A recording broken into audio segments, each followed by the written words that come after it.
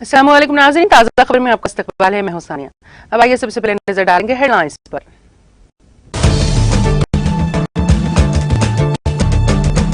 सोडानी फौज की मुजाहिरीन पर अंधाधुंध फायरिंग में 79 शहरी जाँ बहक।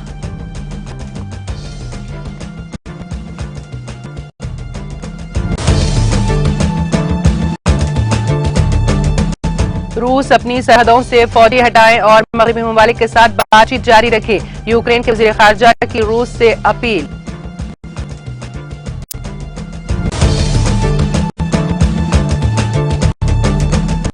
कोरोना बहरान में हिंदुस्तान की सलाहियत नजर आई। बजट इजलास में पार्लियामेंट के मुश्तरका इजलास से सदर रामनाथ कोविंद का खिताब।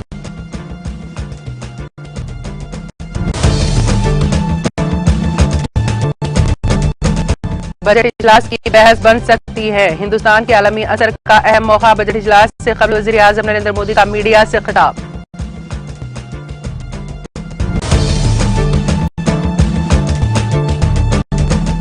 मुल्क भर में कोविड वैक्सीनेशन का सिलसिला जारी। मुल्क में अब तक वैक्सीन लेने वालों की तादाद 166.80 पर 3 करोड़ से मुतजावज।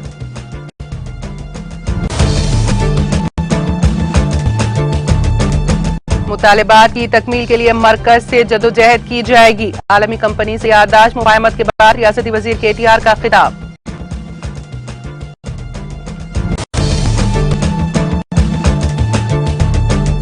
सीसेलम पावर प्लांट के करीब तेंदुआ दिखाई दिया। तेंदुए की मौजूदगी से सनसनी, अवाम में खौफ और दहशत का माहौल।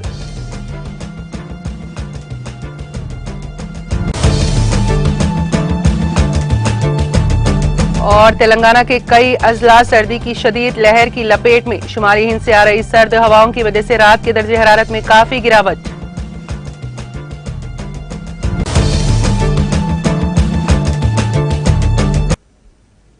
और अब खबरों की तफसील। सूडान की फौज ने मुजाहिरीन पर काबू हासिल करने के लिए उन पर अंधाधुंध फायरिंग कर दी, जिसके नतीजे में 79 अफराद जाँ बहक हो गए। हजारों शहरियों ने सूडान में फौजी हुकूमत के खिलाफ रवां हफ्ते भी मुजाहरा किया, जिसमें लोगों की बड़ी तादाद ने दारुल हुकूमत खरतौम में ऐवान सदर की जानिब से कोशिश की। फौजी एहलकारों ने मुजाहिरीन को मुंतशिर करने के लिए शेलिंग और बराह रास्त फायरिंग कर दी, जिससे हलाकतों की तादाद 79 हो गई है।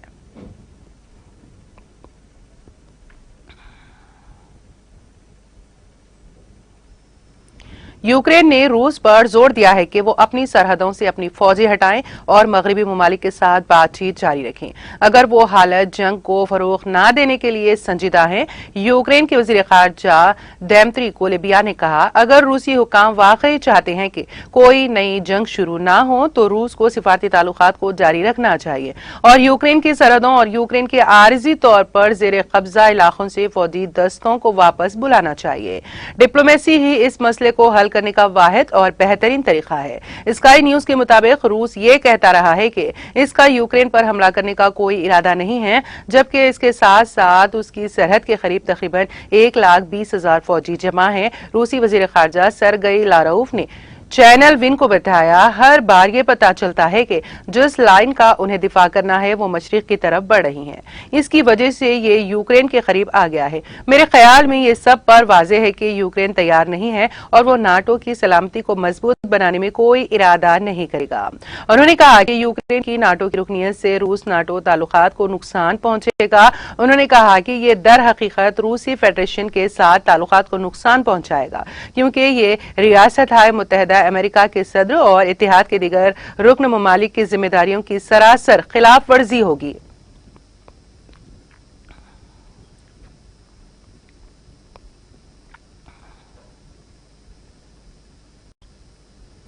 कनाडा के दारुल हुकूमत ओटावा में ट्रक ड्राइवरों का कोरोना वायरस की पाबंदियों के खिलाफ एहतजाज मुसलसल दूसरे दिन भी जारी रहा।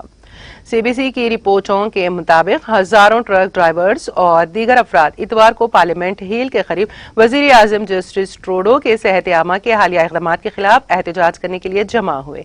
ताहम शाम होते ही लोगों की भीड़ कम होती देखी गई। दरिस्ना पुलिस ने कहा कि फ्रीडम कॉन्वॉय का एहतजाज को भी जारी रहने का इम्कान है। ओटावा के मेयर जिम वॉटसन ने इतवार को CBC को बताया है कि लोगों को एहतजाज करने का हक है।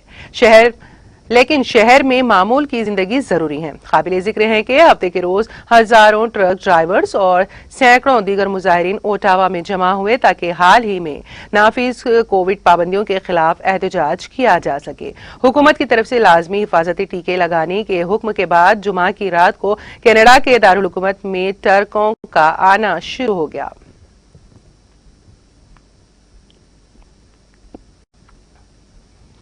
सुप्रीम कोर्ट पीर को हरियाणा के मुतालिका हुकाम के खिलाफ गुरुग्राम के अवामी पार्कों में जुमा की नमाज के दौरान होने वाले पुरतशद्दुद वाक़यात को रोकने में मुबैना तौर पर नाकामी पर दायर तौहीनी अदालत की अर्जी पर जल्द समाअत करने पर मुत्तफिक हो गया है। चीफ जस्टिस एन वी रमन की सरबराही वाली 3 रुकनी बेंच ने राज्यसभा के साबिक रुकन मोहम्मद अदीब की तरफ से दायर अर्जी को मुनासिब बेंच के सामने फहरिस्त बंद करने पर इत्तेफाक किया। सीनियर वकील इंदिरा जयसिंह ने खुसूसी जिक्र के तहत इस अर्जी पर जल्द समाअत की अपील की थी। उन्होंने मुख्तलिफ दलाइल देते हुए इस अर्जी पर जल्द समाअत की जरूरत बताई थी। अदीब ने अपनी अर्जी में हुकूमत हरियाणा के chief secretary Sanjeev Kaushal IAS और police director general PK Agarwal IPS के खिलाफ कार्रवाई का मुतालबा किया। इन आला हुकाम पर फिरकावाराना और पुरतशद्दुद रुझानात को रोकने में मुकम्मल तौर पर नाकामी का इल्जाम लगाया गया था। रियासती हुकूमत ने मुकामी बाशिंदों के एहतजाज के बाद दिसंबर 2021 में गुरुग्राम के अवामी पार्कों में मुसलमानों के नमाज जुमा पर पाबंदी आयद कर दी थी। साबिक रुकन पार्लियामेंट ने अपनी अर्जी में दावा किया है कि नमाज के लिए किसी तरह का कोई कब्जा नहीं किया गया। मजाज हुकाम की इजाजत के बाद ही मुस्लिम कम्युनिटी की जानिब से मुख्तलिफ मुकामात पर नमाज जुमा अदा की गई।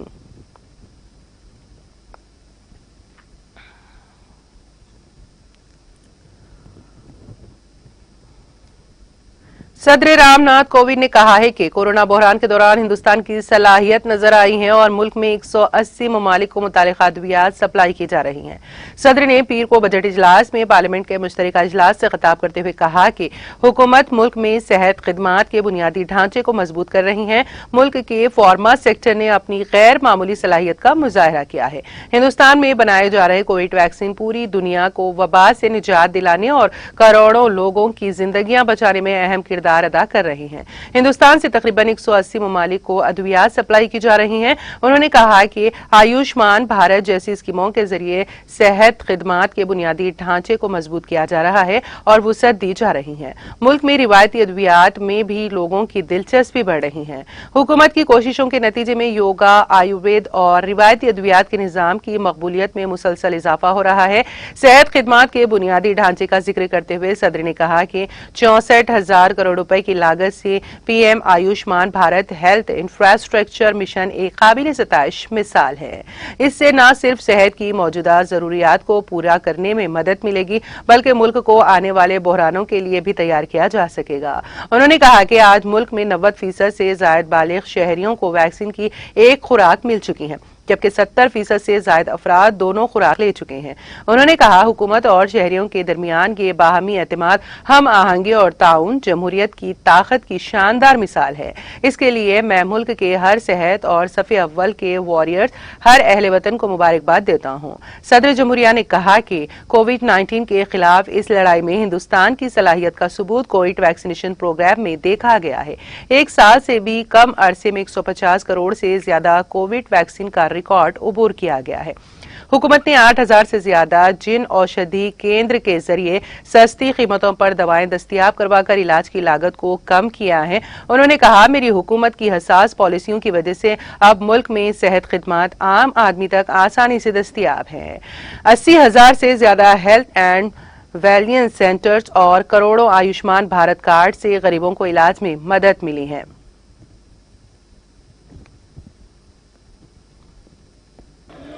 माननीय सदस्यगण, कोरोना वायरस से उत्पन्न वैश्विक महामारी का यह तीसरा वर्ष है। इस दौरान हमने भारत के लोगों की लोकतांत्रिक मूल्यों में अगाध आस्था, अनुशासन और कर्तव्य परायणता को और मजबूत होते देखा है। आज जब भारत अपनी आज़ादी के 75 वर्ष पर अमृत महोत्सव मना रहा है, तब प्रत्येक भारतवासी की यह संकल्प शक्ति भारत के उज्जवल भविष्य के लिए असीम विश्वास पैदा करती है।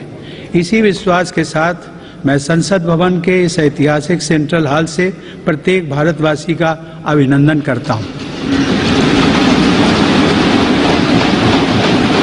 मैं आज संसद के इस समवेत सत्र में देश के उन लाखों स्वाधीनता सेनानियों को नमन करता हूं जिन्होंने अपने कर्तव्यों को सर्वोच्च प्राथमिकता दी और भारत को उसके अधिकार दिलाए।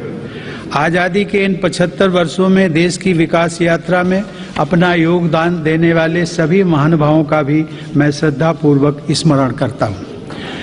अमृत महोत्सव के इस कालखंड में देश की महान विभूतियों से जुड़े विशेष अवसर भी सभी देशवासियों को प्रेरणा दे रहे हैं।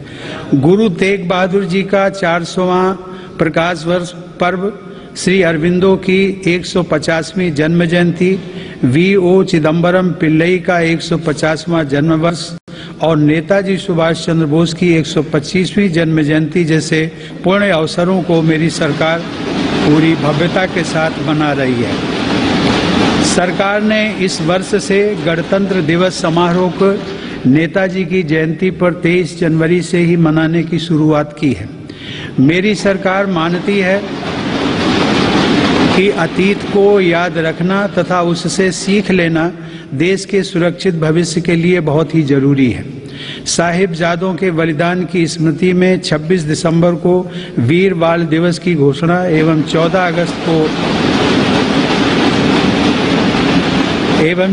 अगस्त को विभाजन विभीषिका स्मृति दिवस इसी सोच का परिचायक है। सरकार ने भगवान बिरसा मुंडा को श्रद्धांजलि स्वरूप उनके जन्म दिवस 15 नवंबर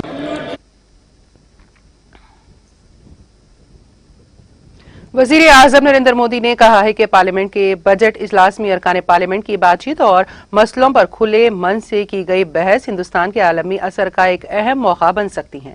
पार्लियामेंट में पीर से शुरू हुए बजट इजलास से पहले मोदी ने नामा निगारों से कहा कि आज के आलमी हालात में हिंदुस्तान के लिए बहुत मौका मौजूद है।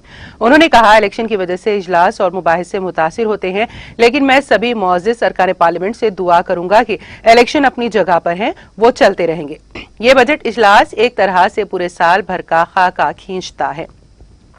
मैं उम्मीद करता हूं कि सभी अरकान पार्लियामेंट और सियासी पार्टियां खुले मन से बेहतरीन तबादला ख्याल करके मुल्क को तरक्की के रास्ते पर ले जाने में मदद करेंगे।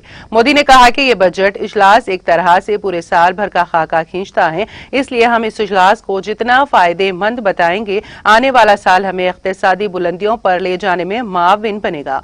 उन्होंने कहा कि आजाद बहस हो, साफ सुथरी बहस हो, इंसानी जज्बात से भरपूर बहस होनी चाहिए, अच्छे मकसद से बहस हो, यही उम्मीद है। वजीर आजम ने कहा, दुनिया में हिंदुस्तान की इक्तिसादी तरक्की, हिंदुस्तान की तलाशी की गई और कोरोना बचाव की वैक्सीन और टीकाकारी की मुहिम पूरी दुनिया में लोगों के दरमियान एक यकीन पैदा कर रही हैं। चर्चाएं भी प्रभावित होती, सांसदों से प्रार्थना की चुने सत्र एक प्रकार से वर्ष भर का और इसलिए पूरी इस ज्यादा फलदायी बनाएंगे। आने वाला पूरा वर्ष हमें आर्थिक ऊंचाइयों पर ले जाने एक बहुत बड़ा अवसर।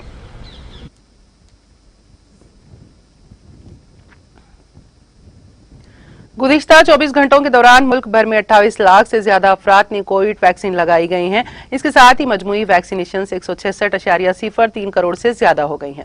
सेहत और खानदानी बहबूद की मरकजी वजारत ने पीर को यहां बताया कि मुल्क में गुज़िश्ता 24 घंटों में 28,90,986 अफराद को कोविड वैक्सीन लगाई गई और इसके साथ ही आज सुबह 7 बजे तक 166,03,96,227 अफराद को कोविड वैक्सीन लगाई जा चुकी है।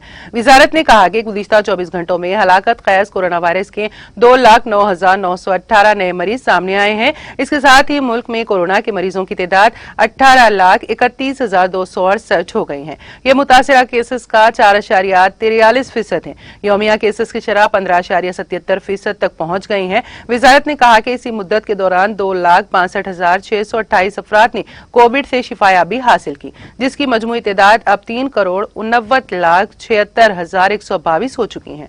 मुल्क में कोरोना से शिफायाबी की शरह 94.37% है। गुज़िश्ता 24 घंटों में मुल्क में 13,31,198 कोविड टेस्ट किए गए और अब तक 72.89 कोविड टेस्ट किए जा चुके हैं।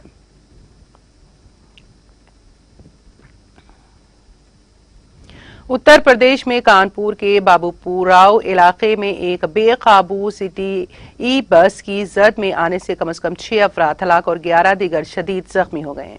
वज़ीर आला योगी आदित्यनाथ ने कानपुर में हादसे में हलाक होने वालों के अहले खाना से ताज़ियत का इजहार किया है और जिले इंतजामिया को जख्मियों के मुनासिब इलाज के इंतजाम करने की हिदायत दी है। उन्होंने वाक़े के जिम्मेदार अफराद के खिलाफ सख्त कार्रवाई की भी हिदायत दी। पुलिस जराये ने पीर को बताया कि इतवार की देर रात एक ई बस घंटा घर से टाट मिल चौराहे की जानिब तेज रफ्तारी से आ रही थी कि एक ई रिक्शा से टकराने के बाद ड्राइवर बस पर काबू न रख सका और बस डिवाइडर को पार करके मुखालिफ सिमत से आने वाली गाड़ियों को रौंदते हुए एक डंपर से टकरा गई। उन्होंने बताया कि इस हादसे में 6 अफराद की मौत हो गई। हादसे में जख्मी दीगर 11 अफराद को हॉस्पिटल और एक निजी हॉस्पिटल में दाखिल कराया गया है। जराये ने बताया कि जख्मियों में से बाज की हालत तशवीशनाक है। हादसे के बाद ड्राइवर बस छोड़कर फरार हो गया, ताहम बाद में उसे गिरफ्तार कर लिया गया।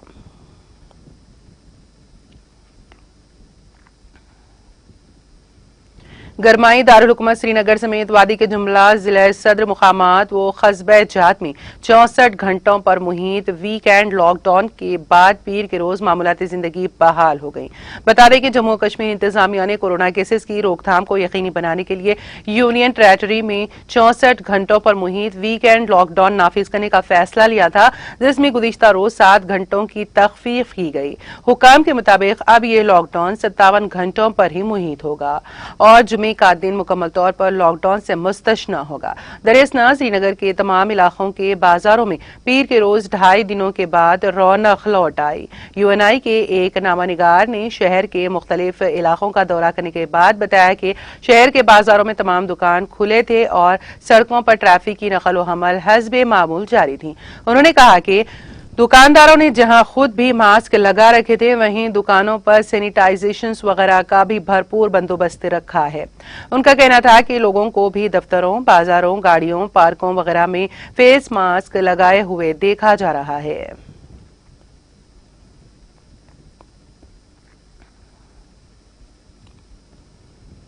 वादी कश्मीर में सर्दियों के बादशाह 40 रोजा चिल्ला क्लान की हुकूमत के खात्मे के बाद 20 रोजा चिल्ला खुर्द के तहत नशीन होने के साथ ही शबाना दर्जे हरारत में खदरे बेहतरी वाक़ हुई हैं। बता दें कि वादी में ठिठुरती सर्दियों के लिए मशहूर 40 रोजा चिल्ला क्लान का दौरे इक़्तिदार इतवार के रोज अख्तिताम पजीर हुआ और 20 रोजा चिल्ला खुर्द तख्त नशीन हुआ है।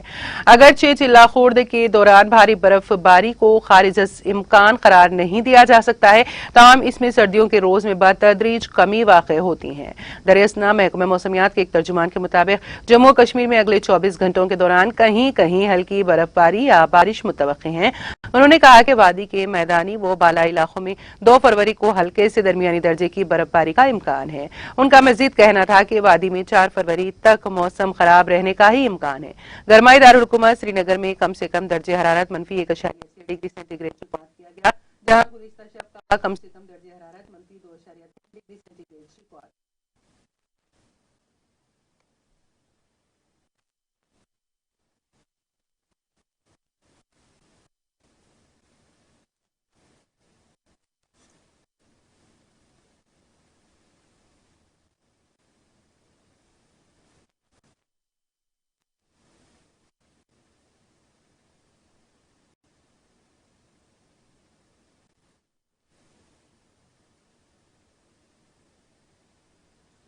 IT व बल्दी नज़्म मोनाज़ के तारक रामाराव ने कहा कि हमारे हुकूक मुतालिबात की तकमील के लिए मरकज से जदोजहद की जाएगी। उन्होंने जोर देते हुए कहा कि दोनों तेलुगु रियासतों तेलंगाना और आंध्र प्रदेश को मरकजी हुकूमत की मदद की जरूरत है। तेलंगाना में सरमायाकारी के लिए एक और बैनुल अक़वामी कंपनी ड्रिल मेक SPA आगे आई है। ये कंपनी ऑयल ड्रिलिंग रिग की तैयारी का काम करती है। इस कंपनी ने तेलंगाना में अपनी तैयारी के प्लांट के क़याम का फैसला किया है, जिसके लिए आज कंपनी के जिम्मेदारों और रियासती हुकूमत के दरमियान याददाश्त मुफाहमत पर दस्तखत किए गए। ये एक आलमी कंपनी है जो जनूबी हिंद की इस अहम तेलुगु रियासत में 200 मिलियन अमरीकी डॉलर की सरमायाकारी करेगी, जिससे तकरीबन 2500 अफराद को रोजगार हासिल होगा। याददाश्त मुफाहमत की तकरीब हैदराबाद के बेगमपेट इलाके की एक होटल में हुई। इस मौके पर राव ने कहा कि अगर मरकज ताउन करे तो रोजगार के हजारों मौके पैदा होने की तवक्को है। रियासत में सरमायाकारी को अहमियत दी जा रही है। मुल्क की 4 अहम रियासतों में से तेलंगाना एक है। उन्होंने सवाल किया कि रियासत को फंड्स नहीं दिए गए तो फिर तरक्की किस तरह मुमकिन हो सकेगी। उन्होंने निशानदेही करते हुए कहा कि एक और पड़ोसी तेलुगु रियासत आंध्र प्रदेश के लिए सनती सब्सिडी का मरकज ऐलान करे। उन्होंने इल्जाम लगाया कि तकरीबन 1.5 बरस से मरकज से किसी भी किस्म की मदद और ताउन हासिल नहीं हो रहा है। तेलंगाना में काकतिया मेगा टेक्सटाइल्स पार्क फार्मासिटी के लिए मरकज से रियासत को वाजिबुल अदा फंड्स अब तक फराहम नहीं किए गए। वजीर आजम मोदी सबका साथ सबका विकास की बात करते हैं, ताहम रियासतों को फंड्स जारी नहीं किए गए तो ये कैसे मुमकिन हो सकेगा। उन्होंने रियासत में सरमायाकारी के लिए आगे आने वाली इस कंपनी के कदम का इस्तकबाल किया है। Confident that with Uma Maheshwari Reddy Garu and Simone and the entire team, leading from the front, majority of these, 80 to 90% of these employees, will be from the local area, from Telangana. Our local youngsters would get gainful employment. Now, as was also pointed out, they already have $1 billion order pending, so they want to start ASAP. I assure them from the government side that we will hand over land and we will also ensure that you receive some fiscal incentives to make manufacturing in Telangana, to make manufacturing in India very, very attractive. In fact, one of the things I'm very proud of, Hyderabad and Telangana initially, in fact, we did not have many large, pure play manufacturing companies. But in the last 7.5 years, we've been able to attract many manufacturing companies. And I request, Simone, to possibly also look at bringing in your entire ecosystem of suppliers, of vendors, so that you can actually have them all around you, so that it becomes that much more easier for you to, achieve scale and achieve also efficiency. Now, the one thing I would like to point out to my friends from media is that while Telangana has been growing, and while Telangana has made a name for itself as one of the most proactive, industry-friendly states in the country, unfortunately, we have not received the support that a state like Telangana ought to get from Government of India. We've been promised special incentives for industrialization, to encourage industrialization, to encourage more employment creation as part of the Andhra Pradesh Reorganization Act 7.5 years ago. Now, tomorrow Government of India is set to present its next budget. I think this will be the 8th budget after the formation of Telangana. And we continue to wait, in spite of our numerous pleas, in spite of our numerous requests, we continue to wait on the delivery of the promise made to the people of Telangana and also Andhra Pradesh. Both states were made a promise that we would be getting special industrial incentives. None of that has materialized. In spite of that, of course, Telangana continues to grow. The other thing I also wanted to point out, we have been appealing to Government of India that, it can't just be good sloganeering, just making a slogan, coming out with a slogan like Make in India, won't just make it happen. You'll also have to back it with some reforms, with some solid policies, and which, with infrastructure creation.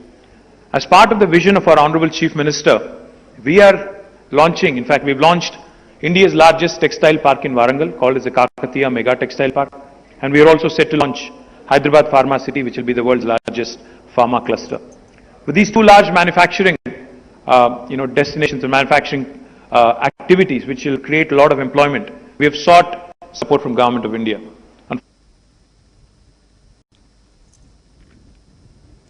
Telangana के Srisailam power plant के करीब तेंदुआ नजर आया, जिससे इलाके में सनसनी फैल गई।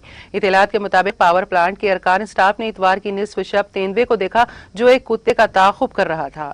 ये तमाम वाकया पावर प्लांट के इहाते में लगे CCTV कैमरों में कैद हो गया। मुकामी अफराद गुज़िश्ता चंद दिनों से अपने जंगली जानवरों के ताल्लुक से फिक्रमंद नजर आ रहे हैं। सिक्योरिटी स्टाफ ने महकमे जंगलात के अहदेदारों को इस बात की इत्तला दी, जिसके बाद मुकामी अफराद को मशवरा दिया गया कि वो चौकस रहें।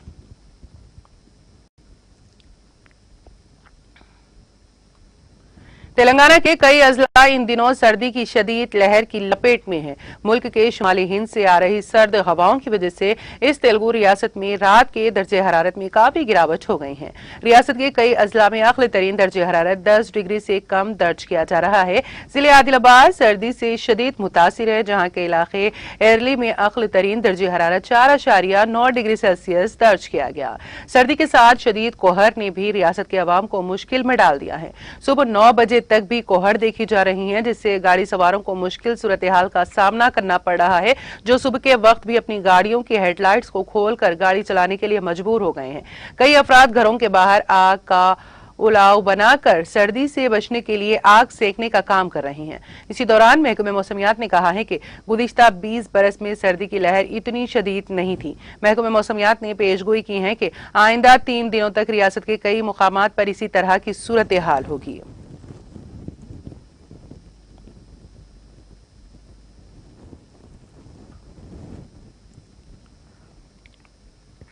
और अब आखिर में एक नजर हेडलाइंस पर।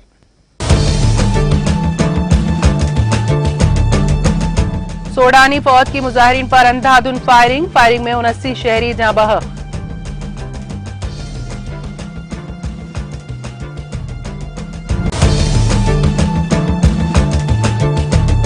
रूस अपनी सरहदों से फौजें हटाए और मगरबी ममालिक के साथ बातचीत जारी रखे, यूक्रेन के वजीर खारजा की रूस से अपील।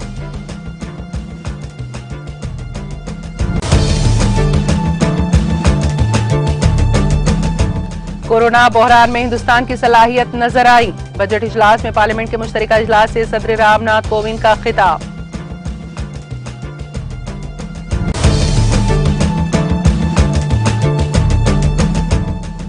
बजट इजलास की बहस बन सकती है, हिंदुस्तान के आलमी असर का अहम मौका, बजट इजलास से कबल वजीर आजम नरेंद्र मोदी का मीडिया से खिताब।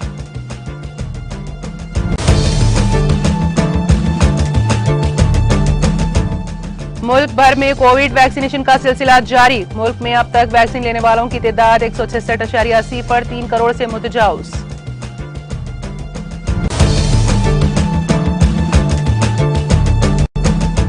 मुतालिबात की तकमील के लिए मरकज से जदोजहद की जाएगी, आलमी कंपनी से याददाश्त मुफाहमत के बाद रियासती वजीर केटीआर का खिताब।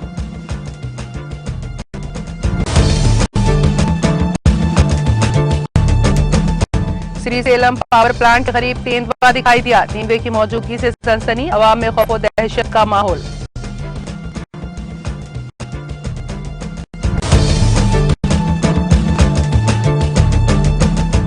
और तेलंगाना के कई अजला सर्दी की शदीद लहर की लपेट में, शुमाली हिंद से आ रही सर्द हवाओं की वजह से रात के दर्जे हरारत में काफी गिरावट।